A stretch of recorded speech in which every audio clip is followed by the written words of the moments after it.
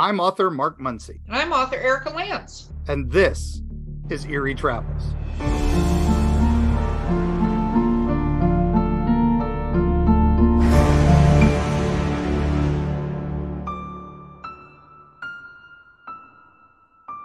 Greetings, travelers. We have a special treat for you all today.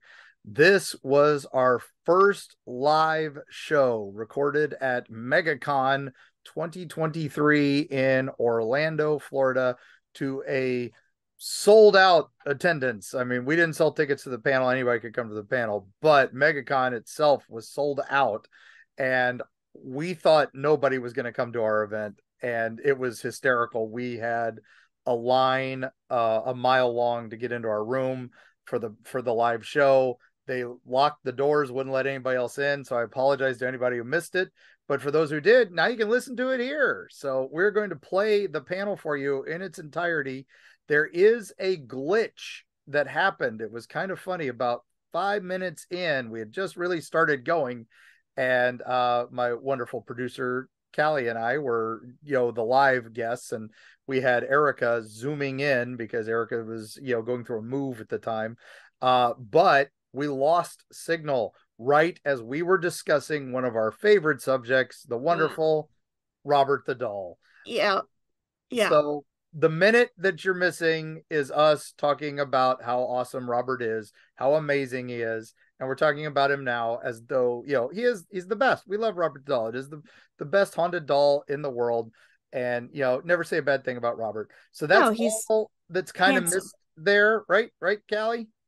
Yeah, that was really it. And I do think it's wild that that's what we missed because, that you guys know how I feel about haunted dolls, particularly Robert, who's handsome and wonderful, and we love him, and his little lion too. I don't know. It's interesting that that's the bit of audio that we lost. But that was it though. Everything else, we recorded fine, and it'll be a great listen for you, and we hope you enjoy. I think you'll enjoy it. And because it was a live show, we're going to put ads at the end. So feel free, to listen all the way through and then get our wonderful ads at the end. And we'd appreciate it. The sponsors would appreciate it. But thank you, MegaCon, for having us. And you can schedule for next year. It's going to be early February next year in Orlando. So get away from the cold, come down to Orlando, and go to the biggest con around. Buy your tickets early because it is crazy busy, and then get in line early for our panels because we did 4 panels over 4 days and all 4 were sold out. So it was crazy. You couldn't get into our rooms. So, but anyway, without further ado, let's go to the wonderful MegaCon live panel, the top 5 scariest places in Florida. Enjoy.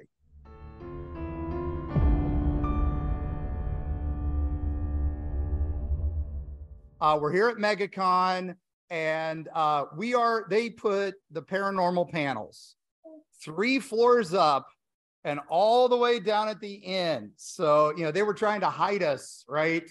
From anything. Did you get lost, Mark, on the way up? Did you get lost? Yeah, it was scary. We had to fight our way up because there were people that just were like, you don't want to go that way. That's the scary place. And but Callie made it. Yeah, hi. So hi. In person, we have our producer in person, which is whoop, amazing. whoop. And, producer in the house. But, we are still going to do this no matter what, right? So the 5 people in that room with you, you're going to entertain, right? Yeah. Okay. But anyway, I thought you might want to say hi to the people. So everybody who's here, say hi to Erika. Oh my God! Hi! Wow! Sadly, we can't get you up on the big screen for some reason. So so you're just going to have to be here with us. But I'm going to turn you around. And, okay, that'll be nice because I have to look at you all the time. Look at me the whole time. Me all the time. So Erika is, you guys have to squint really hard to see her. Yeah. But anyway, I'm Mark Muncy. I am the author of Eerie Travels and the co-host of our wonderful show, Eerie Travels. So I write the Eerie Travels books. This is my producer, Callie Muncy. No relation. Oh, wait. kid. Oh, And then this is our publisher, Erika Lance from Four Horsemen Publishing. Erika, introduce yourself. I would love to. Hello, everyone. I'm Erika Lance. I'm also a horror author, a publisher with Four Horsemen Publications. And I lost a bet, so I have to host this podcast with Mark for at least a few years. It was a big bet, and I lost it, which sucked. But here I am, and it's wonderful to see all of you. Oh my gosh, this is crazy. So thank you all for coming. I am not Juan Carlo Esposito. I apologize. But you are all here to hear the top 5 scariest places in Florida. Am I correct? Yes. All right. We might know a thing or two. We might know a thing or two about a thing or two. So we were Mark. Yes. I have to give a little trigger warning disclaimer. So hello, everyone. Yes. Trigger warning. Yes. Trigger warning. Trigger warning. So several of these places have they're not just spooky, they have pretty horrible histories attached to why they are as haunted as they are. So we are going to be touching on things like abuse, slavery, rape, that sort of thing. So I'm just letting the audience know in advance that if any of these things are real big triggers for you, you have to use your judgment in listening to this panel and from our podcast. So there's your official trigger disclaimer warning that it's going to get really, really dark. Recording in progress because we're recording the broadcast live. We're back. We're back, guys. Okay. I think we have a good connection now. I hope so, because I don't know if my disclaimer came through. Yes, it did. We lost you right after the disclaimer. Don't worry. As the universe should, I think. As the And universe should. I gave a brief description of Robert as kind of our baseline. Even Oh, yes. But he is a spooky person, our spooky doll. And he's great. We love Robert. Oh my God. Handsome Robert. Handsome Robert. Yes, everybody, if you know the story about Robert, he has the rules. Don't make fun of him. Don't take his picture without permission. And always say goodbye when you leave Robert. That's the rule that everybody forgets, because otherwise you don't break the connection. And then if you screw any of that up, you write him a letter of apology. And the plus side is 3 presidents have written Robert happy birthday letters. One didn't, and he may be in the news recently. So that might tell you why you don't disrespect Robert the doll, okay? So that's the level we're talking about here. But he's our baseline, but he's not a place, right, Erika?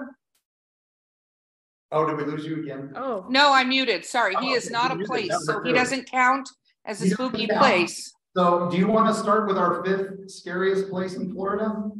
Our 5th scariest place in Florida. What do you think it is? I know. You know what? I know it's probably your house. Is that what we're talking about? Because of all the weird crap you bring home. So I'm thinking it's your house.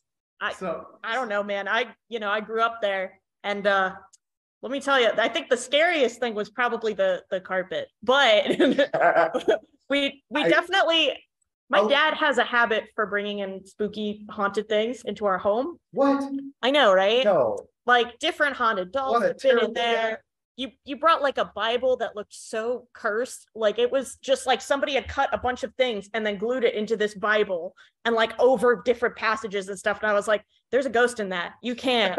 There's no way. And I'm like, no, that's going to place the problem. That's on the bookshelf. I think let's start. I talked about this place last night because it came up, and I wasn't going to talk about it yesterday, but I wound up talking about it. I think we should start at the May Springer house. Ooh. Oh, we have a whole episode on the May Springer house. We did an episode on May Springer, but I think we could just go a little bit. Well, you're right, we did, didn't we? Yeah, we can't tell the podcast listeners again. That's but true. If you haven't heard, listen to our Brooksville episode. We talk a lot about the May Stringer house and just the different spirits that are present there, as well as just the dark history of the building itself. And if you ever want to go there, just go to Brooksville. It's really cool. Okay, so then let's go to a little south of there. Let's go to Clearwater. Yeah, And one of my favorites. You want to talk about this one? I do. I get to talk about this one because then I get to look like the shining light of this podcast when you go super dark at the end. So, and if you listen to our podcast, you'll know I'm not the shining light of the podcast, but here we Yeah. So the place we're going to go is a place called the Bellevue Biltmore Hotel, which is in Clearwater, Florida. So all these places, part of our podcast is we want to find places you can also travel to. That's why we call it Erie Travels. So the Bellevue Biltmore, Mark has all the dates of this, is a really, really large hotel with lots of little sub buildings, like little bungalows that go with it. And it's on a ginormous golf course. And it's absolutely beautiful if you get a chance to go down there. But the old hotel, and I know they've done a ton of renovations, Mark, is the old hotel still standing? The main hotel is still standing, yes. But they were going to be bulldozing it at one point. So there was a big fight to save it. And thankfully, they were able to save about 80% of the big building. Which is awesome. Now, Mark has some of the experiences. Sorry, the reason I'm not there live with you is I'm with my granddaughter, and so you might hear a little granddaughter in the background. It's okay. But I'm going to just share my experience. This is a really old hotel. There's a lot of well-known ghosts that are in this hotel, but I went there because a friend of mine wanted to get married there, possibly. So we were walking around, and there's a beautiful sort of ballroom upstairs. I want to say it's on the third floor. Mark, do you remember if it's the third floor? And it had these beautiful chandeliers, and it had the tables set up so that you could kind of see what the tables would look like in this ballroom. And we're sitting there, and it's you know, a fairly nice day, whatever. And all of a sudden I noticed it looked like somebody walked into the room and to the side. And so I turned around thinking maybe it was another hotel staff or something. Nobody was there. Then all of a sudden the chandeliers started swinging back and forth very slowly in the room. Wow. And I was like, is anybody else seeing this? Me and my friends and everybody, literally when the hotel staff turned around, they just stopped. But my friends saw it, so it wasn't as crazy as I thought I was. But as we toured this entire hotel, something followed us from room to room. You could see it out of the corner of the eye. Ooh. Totally the creepiest, one of the creepiest experiences ever, where you have goosebumps the entire time you're walking around. And when we were leaving and looking up at the hotel, there was something in the ballroom window. Just looking at us, a figure. Nice. I would never go there again. Thank you. I didn't want to bring it home with me. There is lots of sage. It's also on the third floor. And what's cool about him was in the late 80s, when they were originally bulldozing this place, they were convinced it was going to go down. We ran a haunted house down there. It's where I started. Was running a haunted attraction called Hellview Cemetery. Classic. And we went there to get display stuff we could put into display in the haunted house. So we could have a creepy lamp, have a creepy plant and stuff like this. And I thought it would all be cheap. I was very wrong. They did the auction for the stuff. And because it was such a famous place, they did a Gatsby party. Oh yeah. And everybody was all dressed in like 30s garb. And they had all these bellhops dressed up. Now, what was cool was the Spirits of St. Petersburg, is the St. Pete Paranormal Investigative Research Team, led by Dr. Brandy Stark. They were there to look for the bellhop ghost on the third floor because they were convinced this is the last chance to see the bellhop ghost. So they all went up to that third floor with all their equipment, just like the paranormal team outside. They had all that equipment, and they get up on the elevator on the third floor, and there's the bellhop standing at the end of the hall. And they were all like, oh, there's a guy in a costume. They knew it was going to happen. It was great. And he comes up towards them and they're like, bravo, man, good job. And then the fourth one over next to him goes, what are y'all talking to? Who are you talking to? She didn't see him. The other three did. So that's one of my things is when people tell me I don't believe in ghosts, I've never seen a ghost and all that, I'm like, that person looked solid. It looked like a guy in a suit. I actually went downstairs and said, who was the guy upstairs that did such a good job and scared us? And nobody had been up to the third floor, none of the bellhops. So did we see a ghost? We saw something we can't explain. So, and that's what, so yes, so the Bellevue, you can stay there. It is open again. They've renovated it. And it's been 1880s was when they built that. So it's still a wonderful place to visit. Lots of fun. So let's And move on to number 2. I was going to say, Mark, just to throw in there are other ghosts that have been reported at the Bellevue Biltmore. None of them seem to be bad or harmful. So if you just want to go have a fun experience, you can do that. And maybe or maybe not, you'll have somebody extra staying in your room that's not sharing the fee. Always fun. Okay, so that's our low bar. That's low hanging fruit. Let's move up. All right. Okay. Yeah. So rather than 2, this would be 4. This would be 4. All right. Sorry, counting backwards. It's too early in the day for me. All right. So counting backwards, we're at number 4 now. The scariest thing is math, and we know that. Yes, the scariest thing is math. Number 4, I'm going to say the scariest place for me, and we'll go from there. All right. And we should. Well, I know what's going to be number 1. We got to. Oh yeah. No, number 1, I feel like if anybody's read the first book, they'll know. Let's go number 4. Number 4, scariest place in Florida. All right, so if you look at Florida from space at night, right? It's, we're the Space Coast, right? You're flying up, you look down, you see all those lights, and it's all along the beaches. Everywhere along the beaches is nicely bright lit. Then you see those big bright lights near those, and those are the cities along the beaches, the Jacksonville's, the Miami's, the Fort Lauderdale's, and then in that bright heart in the middle, Orlando. Can't go wrong with Orlando, right? But then if you look around, there's all these little dark spots, right? And then there's these giant dark spots. And those giant dark spots are the Everglades. Yeah. The Ocala National Forest, which is one of the biggest national forests in the world. The Green Swamp, which is where we get most of our water supply. And then Mayaca State Forest, and then up in the corners, Apalachicola, and a place called Tate's Hell. Oh, you gotta love Tate's Hell, right? But that's, Florida loves to name things. You'll learn that real quick. Wait, you said Tate, right? Tate. Okay, cool. Tate's Different. Hell. Sorry. Yeah. But man got lost there for 2 weeks. When he came out, they said, "Where you been?" He said, "Been through hell." So that's where it got the name. So, poor Tate. But anyway, so that one dark spot that we mentioned, the Green Swamp. All right. So the Green Swamp, it's a little north of Tampa Bay, and then it kind of goes all the way over Central Florida. And this area it's probably one of the most common sightings of our wonderful Florida skunk ape. It's sighted a lot there, right? We have other, UFOs are sighted there a lot. The Navy has a bombing range in the middle of it. So you get same with the Ocala National Forest. So there are anacondas are sighted there a lot. Anacondas, gators. My big danger there though is herpes monkeys. Oh my God. Yes. These were monkeys that they filmed the Tarzan show in the 60s out at Silver Springs near Ocala.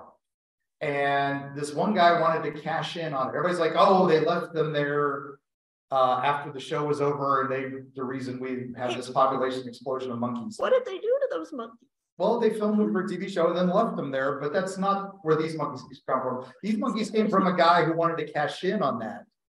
So he built an island and then brought monkeys over to inhabit his island as a tourist attraction. Okay. And then as the river dried up, the monkeys got loose and started breeding and inbreeding. And they have a form of herpes that is deadly to humans. And they will come get you. So be careful if you spend the night in the Green Swamp. But the main thing you want to watch out for, we're going to go ghostly. I give you your ghost. I gave you herpes. Mark, I hate this. I'm just going to say this for the audience. I think deadly herpes monkeys may be one of the main things we need to watch out for. Not from a paranormal standpoint, but I'm just saying, if we're disclaiming. There was a couple that had a homestead there. They were a Stewart family. They had this wonderful homestead in the Green Swamp. I see the past tense verbiage here. Yes. Yeah, well, it was 1800s. Oh, okay. So early 1900s, they had lived there for some time, and they were found murdered in their homestead.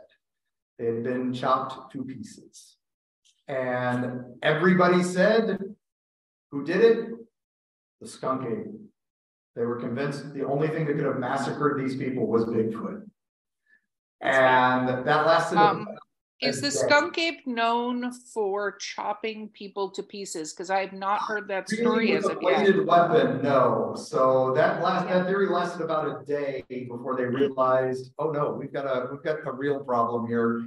And they found out that it was their grandson had murdered them to steal their money. Their grandson, the skunk ape. The skunk ape, yeah. No, and he and a friend had done it and committed the crime and went to jail. But the Stewart homestead still stands in the middle of the green swamp. It has survived every hurricane Mother Nature can throw at it for over 100 years. It's not much left, but if you go there, right next to it is the grave of Mary and John Stewart. And the herpes monkeys. And the herpes monkeys. So that is why it is the scariest place for meeting. So okay. All right, so that was number 4. So are they, wait a minute, so they're there, are they known to haunt that area? What are the experiences people have had? The people see them farming and still tending the grounds there. There's an amazing YouTuber named Florida Trailblazer. If anybody's seen this guy literally goes out into the swamp, into the Ocala National Forest, into those dark places, and videographies everything. That is that a word I made up? I think it's that is a word, but keep going, own it. Documents all these places, and what's cool about him is at one point he found a puppy that had been lost in an old phosphorus mine and saved it, made national. And the puppy's okay. And the puppy's fine. Yeah, returned it. It had been missing for 2 weeks and lost in this little old phosphorus mine. So good. One more thing to watch out for in the Green Swamp was abandoned phosphorus mines. And I guess random dogs? And random dogs, yeah. So that sounds like a plus. No wonder it's so low. All right, so let's go to the one everybody wants to talk about. The city that everybody goes to see ghosts at. What is the #1 city for ghosts in Florida? Everybody, you can raise your hand. St. Augustine. St. Augustine. Yeah. Thank you. Okay, not Disney World. Okay. Not Disney. Moving on. Although that's got its own ghost stories. So. Yeah. Does everybody know there's a ghost at Disney? Yeah, the no Pirates tangents. of the Caribbean, right? We'll make a different episode about that. Okay. Oh, shiny objects, Mark. Get back on track. St. Augustine. We'll be in here for 2 hours. St. Augustine. There are so many ghost stories in St. Augustine. It's like a cottage business. Yeah. But Erika, I believe you have one you love. My favorite one is the saint. The guy he was a bishop, right? He was a bishop. Oh, is that the one? He was a bishop, and when he died, what? He did not make it as a saint. He was on his way to there, but he didn't make it. Yeah, no, he was supposed to be a saint, but when he died, he was put in a metal coffin with a glass lid. Yes. So Florida has a thing called heat, and back then it did not have a thing called air conditioning, and this was in the middle of the summer. So to one of my favorite lines from Galaxy Quest, and it exploded. So this saint's dead body in this wonderful casket with the glass lid exploded within the casket during viewings from people who could go view this man's wonderful body. So amazingly, he still kind of haunts the place, which I would too, because I think, if they caused me to be buried in some way that I then exploded, it would create that effect, I think. Now, so that is my favorite St. Augustine. Now he's buried in Tolomato Cemetery. Yes. Now Tolomato is the dark cemetery. When you go to St. Augustine, you see the big castle, the Castillo, and then across the street from that is the Huguenot Cemetery, where those that were not Catholic were buried. Mm-hmm. And then you go into the city gates. Where you saw my friend, yeah. We'll come back to that because that's what I want to talk about. But if you go up to the next road over the big St. George's Street's the main road. Next to that is the road where Tolomato Cemetery is. Oh yeah. Tolomato was the Catholic cemetery, and it predates the Catholic church there because it was a native burial ground first. It has several ghosts that are seen quite often there. Yeah. And there's this amazing bed and breakfast right next to it. Oh, yeah. That you can stay in. And there's a haunted bride that is seen there many times. And then what's funny is one night we were there with a ghost tour, and we were talking about the haunted bride. Yeah. And as we were talking about it, this lady parts the curtain. Yeah. Right as we were talking about it, and everybody freaks out because it's the haunted bride. We lost it. It was the lady on her honeymoon, but yeah, you know, it just just wanted to look out at the city. yeah. And she didn't know we were all down there taking pictures. Or or paid performer. We don't know. Yeah. But ghost. But tell us your story about the gates. I have talked about it on the podcast before. But I guess I could tell it for you guys. So we were on a ghost tour in St. Augustine, the way you do. We were at the Huguenot Cemetery, and I was like 7, maybe 8. And like 7 or 8-year-olds do, I got bored.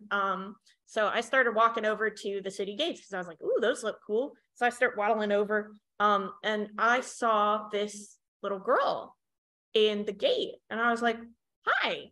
She said, beware of Yellow Jack. She had these big yellow eyes. And I was like, cool, can do. And so like I walk over, they're all starting to leave the Huguenot Cemetery and come towards the city gate. And then I said, what's Yellow Jack? And then my dad and the tour guide were like, oh, well, that's a word for yellow fever. So it turns out this little girl was the daughter of, I believe, like the guy who like guarded the city gate. The gatekeeper. Yeah, I forgot words for a minute. So he was doing that, and he had died. So his daughter had started warning people about the yellow fever that had infected the city. And their ghost is still there. It's really crazy. Yeah, and when he died, the girl kept up the job for a couple weeks after him before she died of yellow fever. So St. Augustine, you go there, you'll hear all these stories, you'll hear all these places. It is one of the biggest per capita ghost towns. For sure. I like just a little north of it is Amelia Island and Fernandina Beach. That's the real pirate city. That was where Pirates of the Caribbean really. This guy named Blackbeard lived there for a while.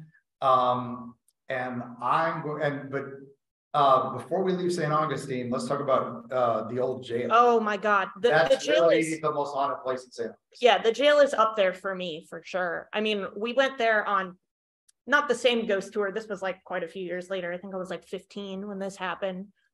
We were doing like a night ghost tour, and we had like the opportunity to go into the old jail, and like they took us up into the actual jail cell, which like the only window you could just see like where they had like the hanging situation, and that was all you could see when you were sitting in the prison. And they were talking about how like crowded the prison was, and just how like, I guess, terrible the treatment was for everyone that was in there. And as like they were talking about that, I could kind of just like feel a bunch of people in there, and like I just got like bombarded with all of this like really overwhelming negative energy of like, get out, and like we can't leave and stuff like that. And I was like, I don't want to be in here anymore, so I just walked out. And I don't know if that was anything or if that was just me getting the Wiggins, but honestly, it's a terrifying thing. It's scary because it's like, you know, a lot of our scary stuff is like based in ghosts, but a lot of it is also based in just really messed up human history, and this is absolutely an example of that. And it was they had 11 hangings there in the short time it was open. Yeah. It did not last long, but then it became a community center for a long time, and now it's a tourist attraction. So yeah. And when they take you in, they'll take you up to the top floor, and they'll say, this is where it was the solitary confinement. This is that's actually where the mess hall was. So don't listen to that part, but the rest of it's legit there. So yeah, like where the actual cells was. Did we lose Erika? Oh no, but I was going to chime in here. I think a lot of people don't realize that there was a lot of monasteries in St. Augustine, and there was a lot of pirates.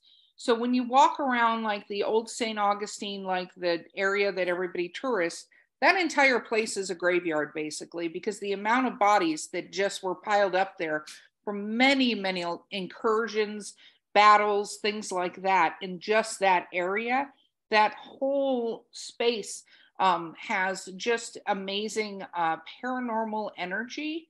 But my favorite part of St. Augustine, though, besides, of course, my exploding not saint, is that they do drunken pub crawl ghost tours. So if They you're do. on board with that, that's my favorite thing. Get drunk in places that are haunted. Yeah, spirits with spirits. Let's do it. But Mark, I think you got to move on, right?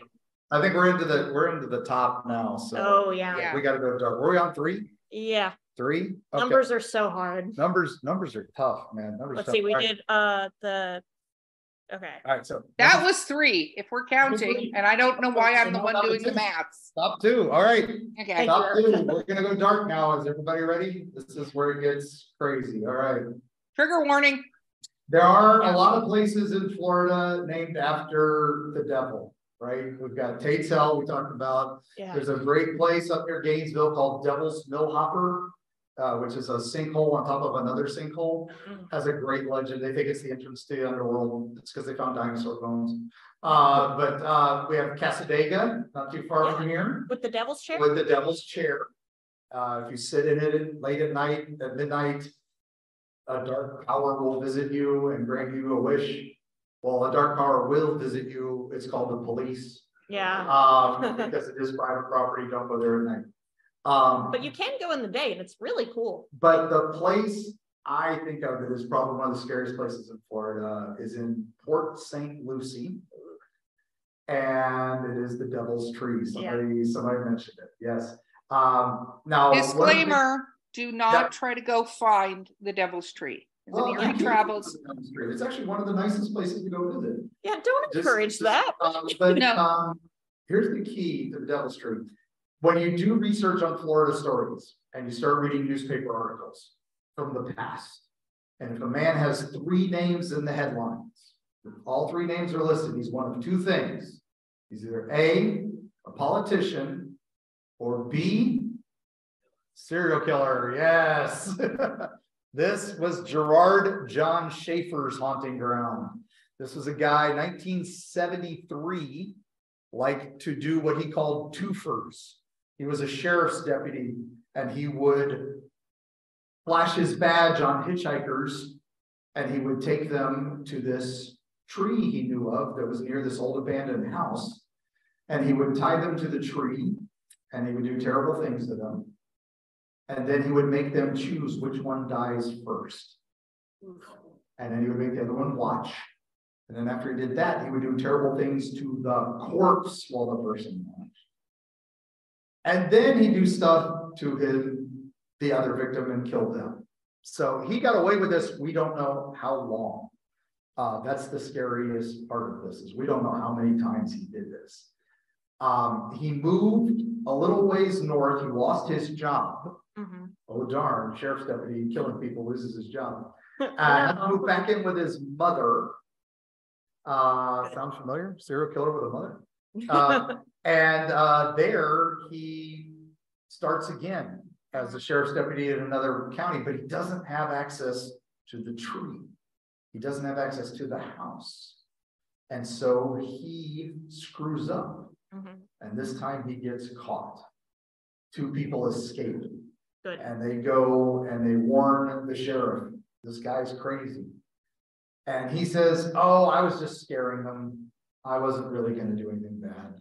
Yeah, you really scared them. So he gets arrested for false imprisonment and false arrest. Not anything worse.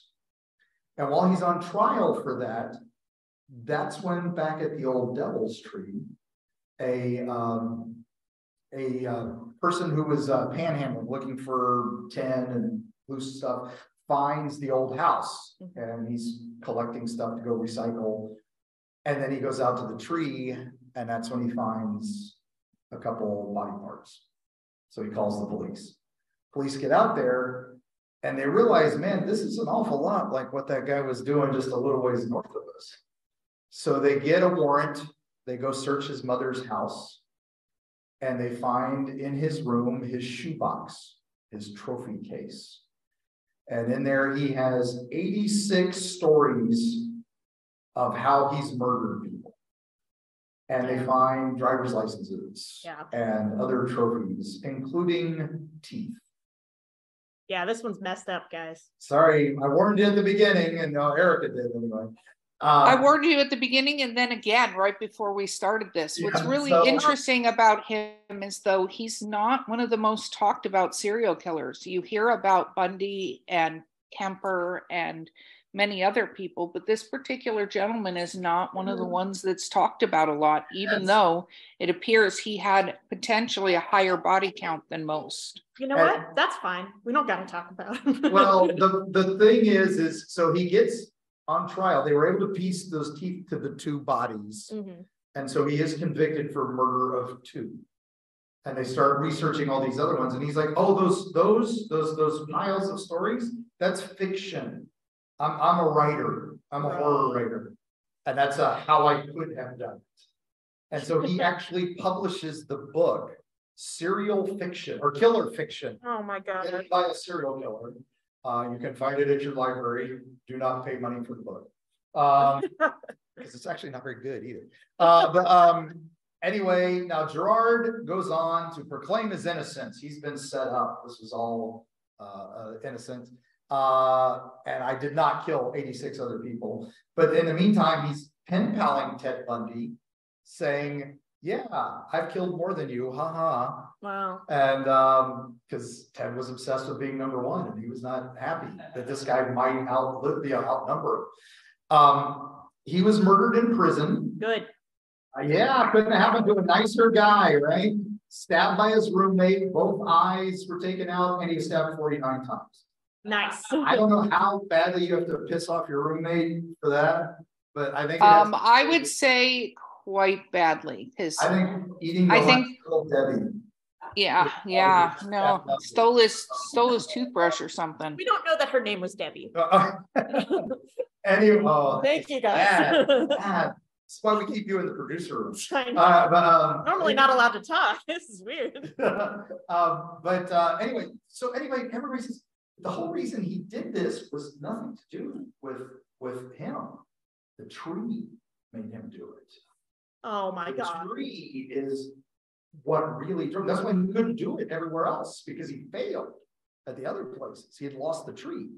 Right. So the story went that the tree is the devil's tree, and it drips black sap. And if you collect that sap and use it for your satanic rituals, we just did an episode on satanic panic, right? Yeah. Woo, satanic panic! Let's do it! Tree dripping blood. No, that's not a thing. If you selected that black sap and used it for your rituals, it would be very, very powerful. So people started collecting the sap from this tree and wearing cloaks and stuff. And the people in this little town of Port St. Lucie were like, we have to put a stop to this. Yeah. So chop the tree down. So they hired 2 guys. They go out there to chop the tree down. Their chainsaws break. The minute they start, being manly men, let's go to Home Depot, get a couple more chainsaws. On the way to the Home Depot, they both get in a car accident, head-on collision, and both die. So the legend of the tree grows. Front row. So this one lady gets a brilliant idea. Says, oh, the reason they died is they had pieces of the tree in the broken chainsaws. So if I go get a piece of that tree and put it in the car of somebody I hate, like my cheating husband, I will get away with murder. Why do people do things? She didn't think far enough ahead, though, because she had to take the piece in her car. Right. Like. And guess what happened? She got in a car accident. She didn't die, but almost. So that's the legend of the tree grows. So the city then says, all right, we got to stop the sap at least. Right. So they first tried poisoning the tree. That doesn't work. They filled the hole that drips the sap with concrete, thinking, well, that'll choke the tree. The tree grew around it and now has an impervious cement trunk, and it's never going anywhere. The house was bulldozed finally, and they decided to buy the land, and they made it a park, and it is Oak Hammock State Park in Port St. Lucie. And you can drive there, visit, and if you take the main path that they put through the nice park, you will never, ever see the devil's tree. You will see 2 other trees that they call the fake devil's tree, for those that know, because they look like a really creepy tree. But if you just follow the path along the water and take the second little side entrance in, you can't miss it. And believe me, you'll know it. And then if you go a little further, you'll see the the ruins of the house too. And you can find all about that in Freaky Florida, available from comic book stores. Gotta do the plug, guys. Gotta plug the books. Gotta plug the books. Yeah. But disclaimer though, don't try to take anything from the tree or the house. Don't be one of those people. If you want to go there and take a look, but just don't mess with it. Yeah, leave only footsteps. When we went there last time, there was candle wax on the tree roots because somebody had done some sort of ritual there. But you know, if nothing else, pay respects to the victims because there were some pay respects to the tree. Like, I don't want to be that guy, but the tree did not volunteer for all of this. It's just a tree. Like, he's just living his tree life. But if you do go there, it is creepy as heck, and that is the one place we went with a film crew for Discovery Channel. And when they went to film, that is the one place they had bad interaction with the cameras, bad sound, and we had to redub all the footage there. So pretty crazy stuff. All right. Oh, are we on to? We're at the top. Ooh, number one is. We do have some other honorable mentions though, don't we? Honorable mentions, yes. So because we got a few minutes. So what do you want? What's your honorable mention, Erika? Well, obviously there are many places in downtown Orlando that are haunted. There is the Cuban restaurant in Tampa. Oh yeah, the Cuban Club. Yep, the Cuban Club in Tampa in Ybor City is very well known to be haunted. Discovery Channel calls it one of the top 10 most haunted places in America. And might I say, very close to the castle, which is a great place to go. Oh, great. We love the castle. Yes. Those in the know, we love the castle. So yeah, that one's not haunted. It's just cool. It's just cool. Well, it kind of depends on what you're considering a haunting. I'm just going to say some nights. Haunted, yeah. And the fact that they allowed smoking in it for so long. Oh my God, yes. Like yeah. Haunted by smells of the past. Yeah, but the Cuban Club is really cool. Yeah, 4 floors made out of marble, and there's at least 2 ghosts on each floor that they know of. A drowned child in the basement, a Hector who committed suicide in front of an audience on the 3rd floor. And then the 4th floor of the ballroom, famously, Madame Moore, the infamous bordello owner, she was married up there, and on her way to her wedding reception, she tripped and fell on the 4th floor, broke her neck.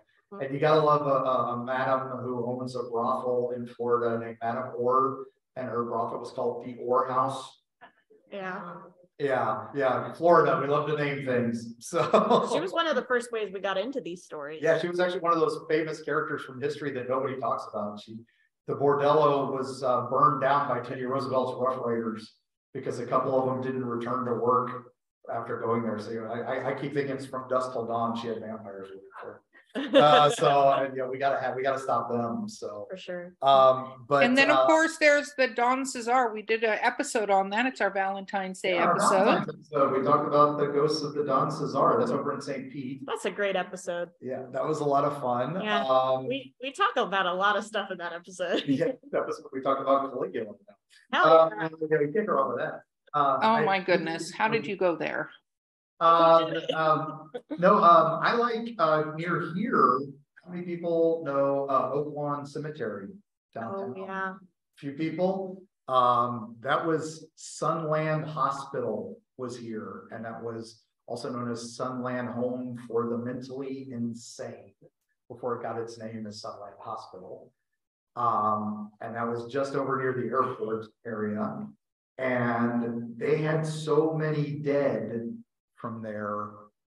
There was a section in the cemetery called Babyland, and it was where all the children are buried. That's what they named my preschool. Stop it! I see you there. No. Babyland grew so much they had to make Babyland 2. Electric Boogaloo? Yeah, the sequel. And then finally Babyland 3 just opened a few years ago, and that was right as the hospital closed. Christ. The hospital has been bulldozed. Good. But you can go visit that cemetery. You can see some things while you're here. It's not too far. Or don't.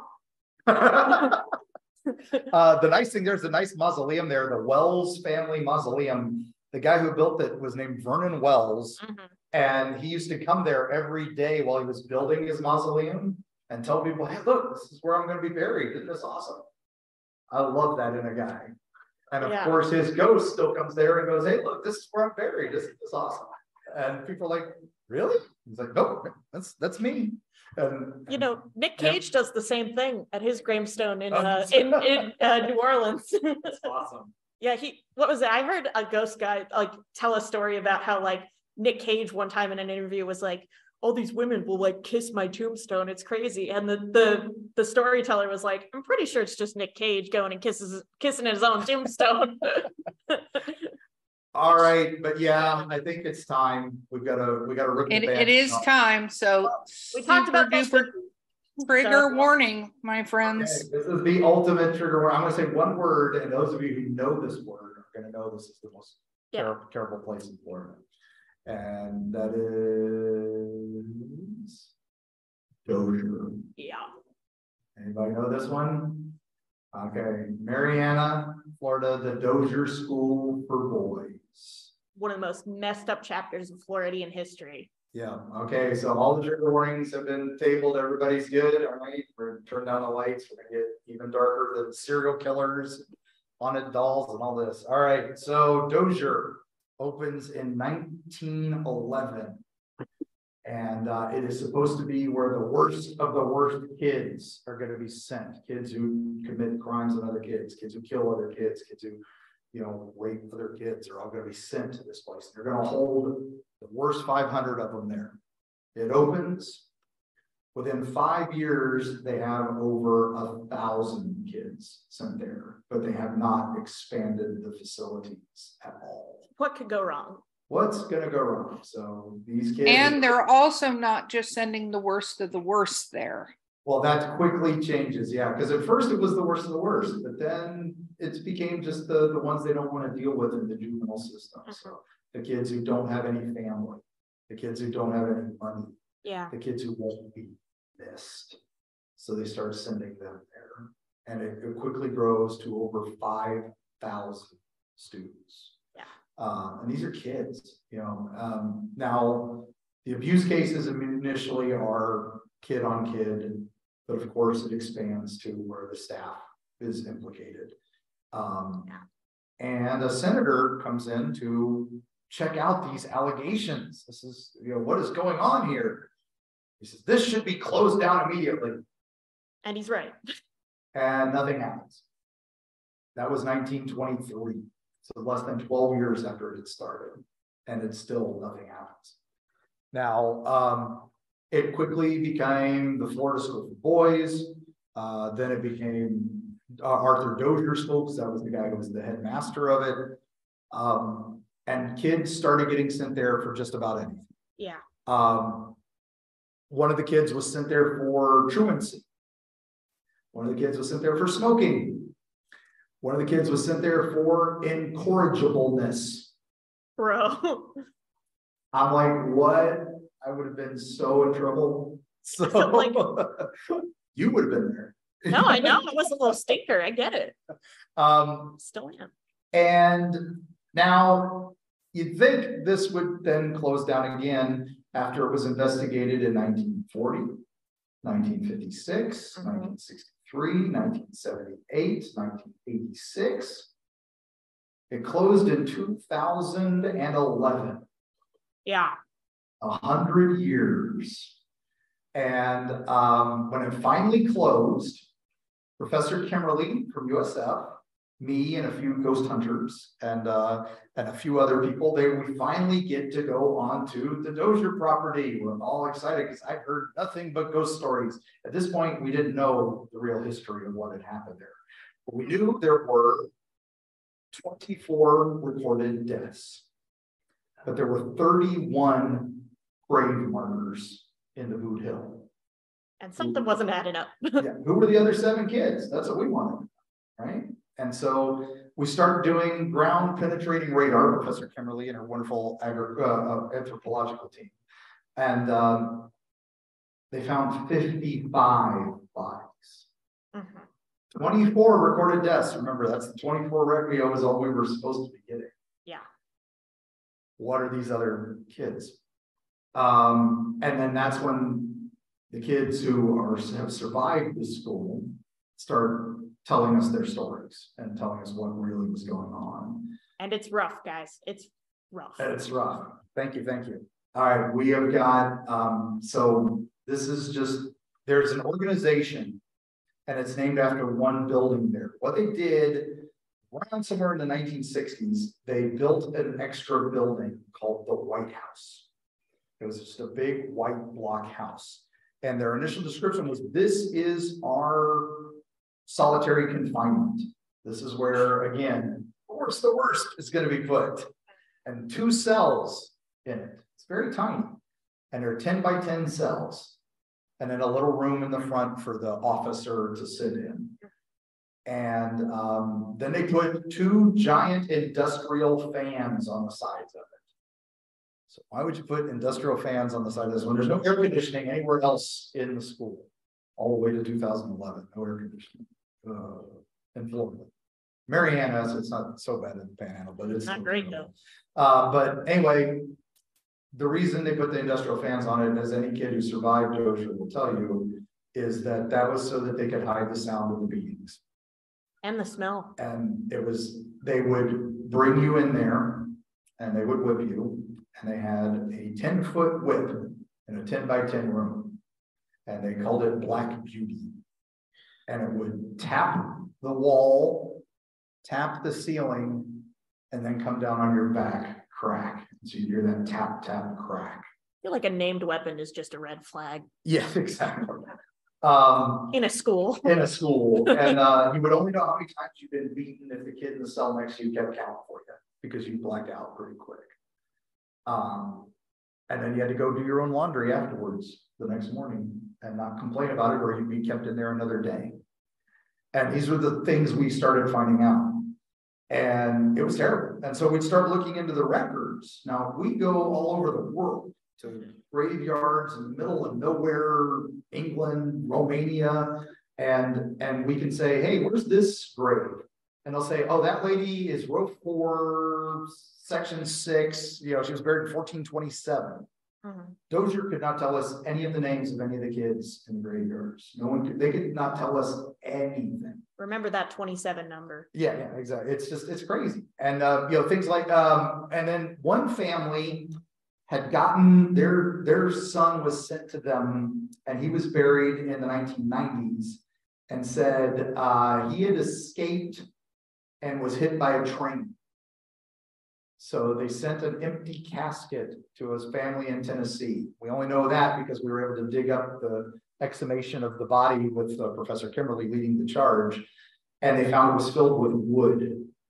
So they've done a closed casket funeral for this kid. And honestly, don't send the casket at that point. Just send a letter. Yeah. So killed while escaping. And when we found his actual records at the school, though, it just said no longer here, presumed escape. So and weren't there many of those? So, yeah. You know, they found 55 corpses, but there were many, many more that were never found. Another graveyard that we didn't even know about, that a lot of the students said there was a second Boot Hill, and that was where they kept the secret corpses and primarily the African American. As opposed to all those public corpses, yes, I guess. That they knew about.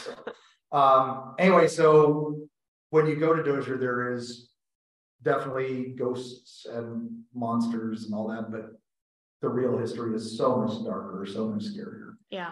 So we didn't write about the ghosts too much of that. But yeah, on that down note, it's definitely the scariest place in Florida, and they're finally bulldozing it. They are turning part of it into a learning center for adults with autism to get reintegrated into society. So there's some good out of this. The White House, they are not bulldozing. They are saving it as a marker for who watches the Watchmen.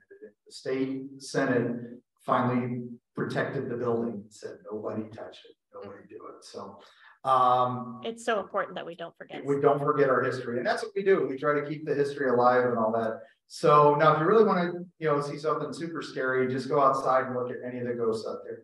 Yeah. But my goodness, we're out of time. I can give you guys one good fun travel if you want.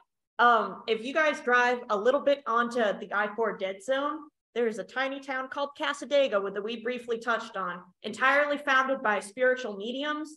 Really cool town. It's just got a really fun energy. That's where that devil's chair we were talking about is, and just like a cute cemetery. It's a great fun town. It's a great town. Highly recommend. Thank you all so much for coming. Please follow us, EerieTravels.com. For sure. Erika, thanks for joining us. Absolutely. I hope you guys do not take anything home with you from this talk. If you do, get your sage out.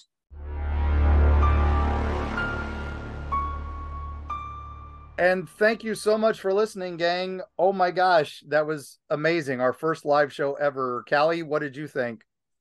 I mean, it was really fun. Definitely, I had a lot of fun talking about it. I had a lot of fun listening to the stuff that you were saying. I definitely learned quite a bit about several locations. I mean, I didn't really remember a whole lot about the Devil's Tree, but I remembered the day that you like had went and called me. Yeah. But it was really cool, and it was nice getting to go and see all of our fans. You can't really hear them in the recording, but we have good mics.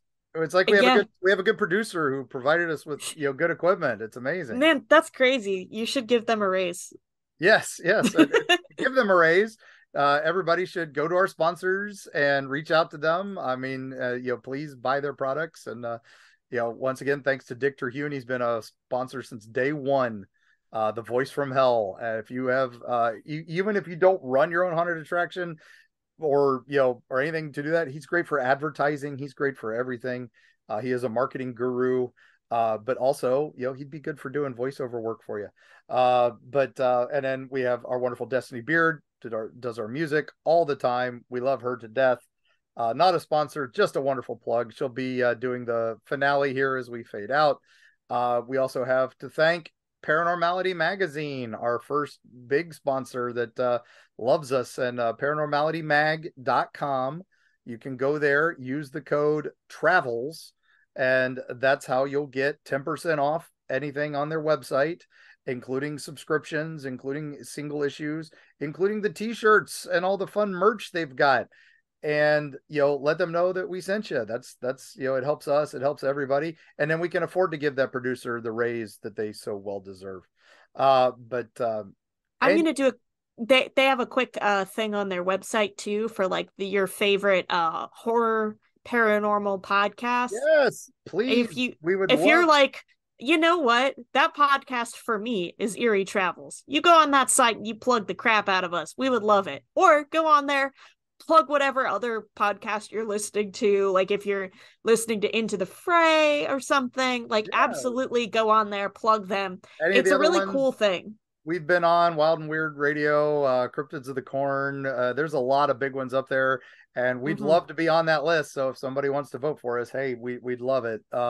That's definitely, we'd appreciate it if you guys went there. We appreciate you all coming out to MegaCon to see us, all those fans that came up to see us. And we will be doing more conventions. We've got our appearances list up on the website at EerieTravels.com. And you can also follow us on our Facebook and our socials and all that. And then feel free to like, share, and subscribe this to everybody, the usual, and, spread the word, because, hey, we don't have a big budget yet. We're getting there, but it's nice. And then last but not least, this is kind of important for all of us, is that we want to be at more conventions. We want to do more of these live shows. So please reach out to your local cons and say, hey, you should bring Eerie Travels. They put on a heck of a show. Listen to this live podcast they did, and how crowded it was and how packed it was. And and because we find a lot of them on our own, but we get invited to a lot of them already, but we don't know every little con everywhere. And we'd love to. Medium, small, little, we don't care. We love it. If your library's having a book day, have them reach out to us. So we can probably arrange something. But if nothing else, that's what we'd appreciate. So just, thank you all so much for your support. As always, Destiny's going to play us out. And thank you for sticking with us. And we'll see you on the other side.